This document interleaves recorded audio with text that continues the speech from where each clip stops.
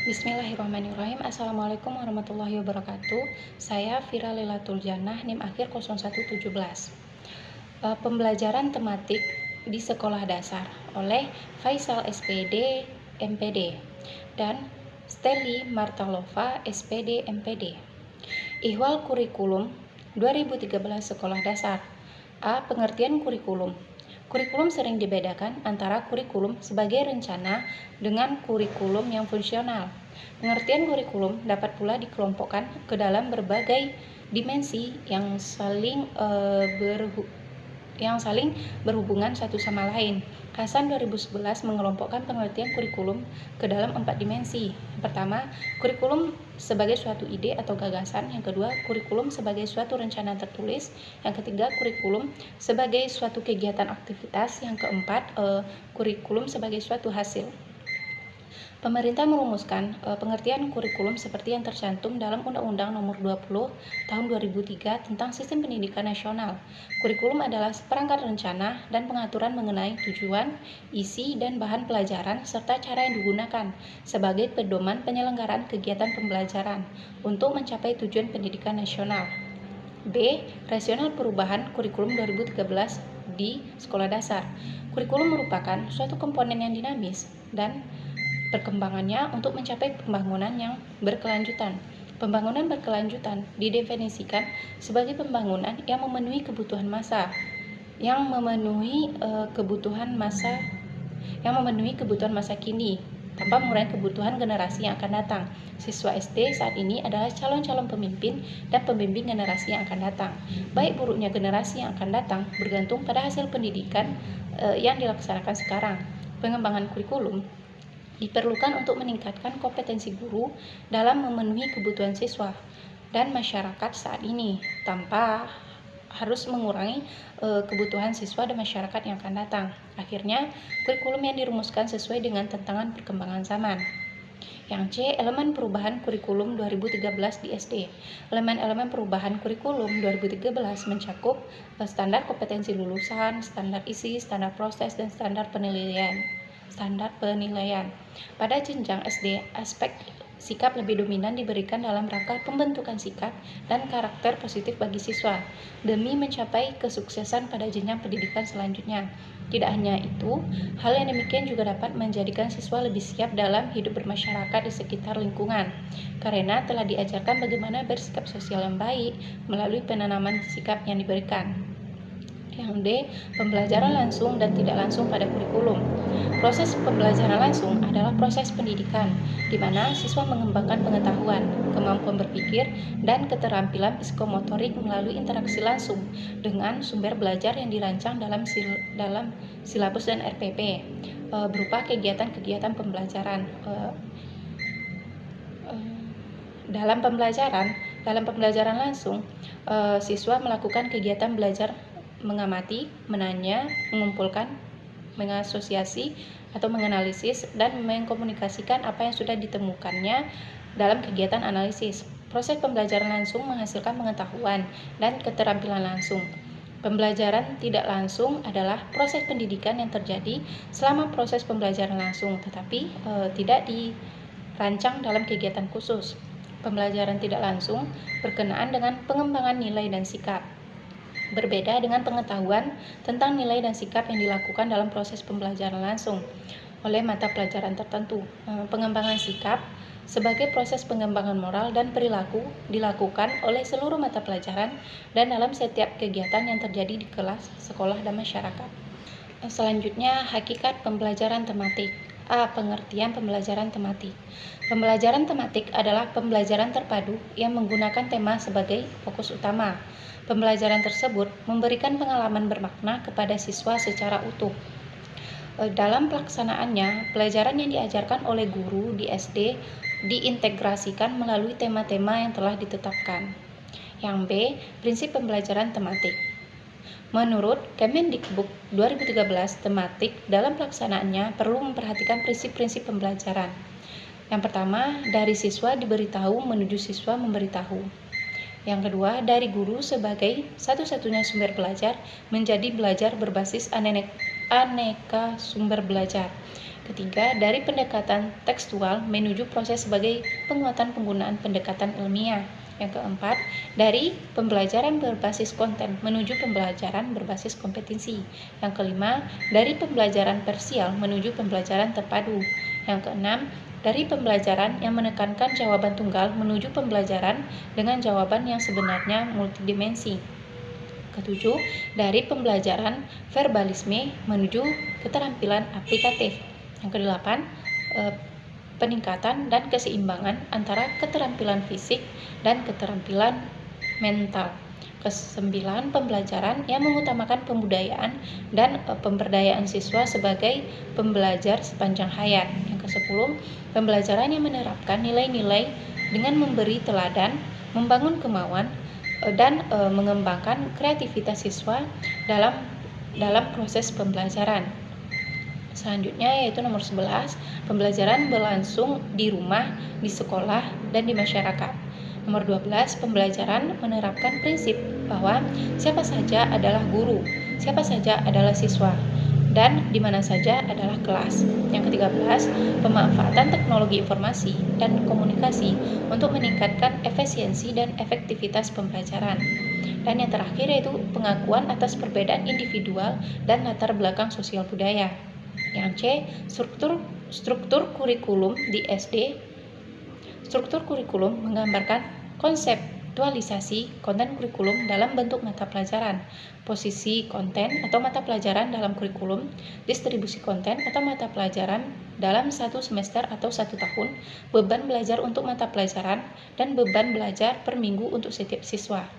Yang D, penyusunan jadwal pembelajaran tematik. Model jadwal pembelajaran tematik dapat dibuat dengan ketentuan: 1. Waktu belajar ditentukan oleh satuan pendidikan. 2. Tema sebagai pemersatu pembelajaran, ditulis subtema di hari efektif belajar. 3. Mata pelajaran yang memerlukan waktu pembelajaran tersendiri, yaitu seperti pendidikan agama, penjas workers, muatan lokal, dan lain-lain, dialokasikan secara tetap. 4. Daftar tema dan subtema. Pendekatan saintifik dalam pembelajaran tematik. A. Pengertian pendekatan saintifik. Terdapat 2 jenis kebenaran, yaitu kebenaran yang bersumber dari Tuhan Yang Maha Esa dan kebenaran yang bersumber dari ilmu pengetahuan. Kebenaran jenis pertama disebut juga kebenaran ilahiyah, sedangkan kebenaran dari jenis kedua disebut kebenaran ilmiah. Pendekatan saintifik tidak hanya dapat diterapkan pada bidang ilmu sains terapan, melainkan pada semua bidang keilmuan. Selain itu, hal yang terpenting dalam pembelajaran saintifik adalah dapat membentuk siswa mempunyai domain sikap, keterampilan, dan pengetahuan yang seimbang dan utuh sesuai dengan tuntutan pendidikan abad 21. Yang B, langkah-langkah pendekatan saintifik. Penggunaan saintifik dalam pembelajaran tentunya mempunyai langkah-langkah yang jelas dan terstruktur secara sistematis. Langkah ini digunakan untuk memberikan pedoman yang baik bagi guru dalam menerapkan proses pembelajaran yang berbasis pendekatan saintifik. Langkah-langkahnya yaitu mengamati, menanya, mengumpulkan informasi, mencoba dan menalar, mengasosiasi. Langkah-langkah tersebut tidak selalu dilalui secara berurutan. Selanjutnya, silabus pembelajaran tematik. Pengertian silabus yang A. Silabus adalah rencana pembelajaran pada suatu atau kelompok mata pelajaran atau tema tertentu yang mencakup standar kompetensi dasar, materi pokok atau pembelajaran, kegiatan pembelajaran, indikator pencapaian kompetensi, indikator penilaian, alokasi waktu, dan sumber bahan atau alat belajar. Yang kedua, komponen silabus. Silabus memiliki komponen-komponen yaitu komponen inti, kompetensi dasar, materi pembelajaran, kegiatan pembelajaran, penilaian, alokasi waktu, sumber belajar. Prinsip pengembangan silabus. Silabus dikembangkan dengan prinsip-prinsip. Yang pertama, mengacu pada Peraturan Menteri Pendidikan dan Kebudayaan Nomor 24 Tahun 2016 tentang kompetensi dasar pelajaran pada kurikulum 2013 pada pendidikan dasar dan pendidikan menengah. Kedua, aktual dan konseptual. Ketiga, fleksibel. 4, menyeluruh. Mekanisme pengembangan silabus. Yang pertama, mekanisme pengembangan silabus dikembangkan oleh Kementerian Pendidikan dan Kebudayaan, Dinas Pendidikan, Satuan Pendidikan. Langkah-langkah pengembangan silabus. Mengkaji kompetensi inti dan kompetensi dasar. B. Mengidentifikasi materi pokok dan pembelajaran. C. Pengembangan kegiatan pembelajaran, merumuskan indikator pencapaian kompetensi, penentuan jenis penelitian, menentukan alokasi waktu, menentukan sumber belajar. Yang selanjutnya, mengembangkan silabus pembelajaran tematik di SD. Upaya mengembangkan silabus pembelajaran tematik dilakukan melalui beberapa hal. Pertama, pengembangan silabus pada tingkat Kementerian Pendidikan dan Kebudayaan dilakukan oleh Badan Penelitian dan Pengembangan. Yang kedua, pengembangan silabus muatan lokal pada tingkat daerah dilakukan oleh Tim Pengembangan Kurikulum Provinsi untuk wilayah provinsi, Tim Pengembangan Kurikulum Kabupaten atau Kota untuk wilayah kabupaten atau kota. C. Pengembangan silabus muatan lokal pada tingkat satuan pendidikan dilakukan oleh para guru secara mandiri atau berkelompok dalam sebuah sekolah atau madrasah atau beberapa sekolah kelompok musyawarah guru mata pelajaran atau dinamakan MGMP atau Pusat Kegiatan Guru atau PKG. RPP pembelajaran tematik. Yang A. Pengertian RPP. RPP adalah rencana yang menggambarkan prosedur dan pengorganisasian pembelajaran untuk mencapai kompetensi dasar atau KD yang ditetapkan dalam standar isi dan dijabarkan dalam silabus. Dengan kata lain, RPP merupakan upaya untuk memperkirakan tindakan yang akan dilakukan dalam kegiatan pembelajaran. RPP dikembangkan secara rinci dari suatu materi pokok atau tema tertentu yang mengacu pada silabus untuk mengarahkan kegiatan pembelajaran siswa dalam upaya mencapai kompetensi dasar atau KD. Yang B. Komponen RPP. Beberapa komponen yang perlu diperhatikan ketika menyusun RPP yaitu identitas sekolah, yaitu nama satuan pendidikan. Yang kedua, tema atau subtema. Yang ketiga, kelas atau semester. Yang keempat, materi pokok. Yang kelima, alokasi waktu. Keenam, kompetensi inti atau KI. Ketujuh, kompetensi dasar dan indikator pencapaian kompetensi. Yang kedelapan, tujuan pembelajaran yang dirumuskan berdasarkan KD. Yang kesembilan, materi pembelajaran. 10, metode pembelajaran. 11, media, alat dan sumber pembelajaran. 12.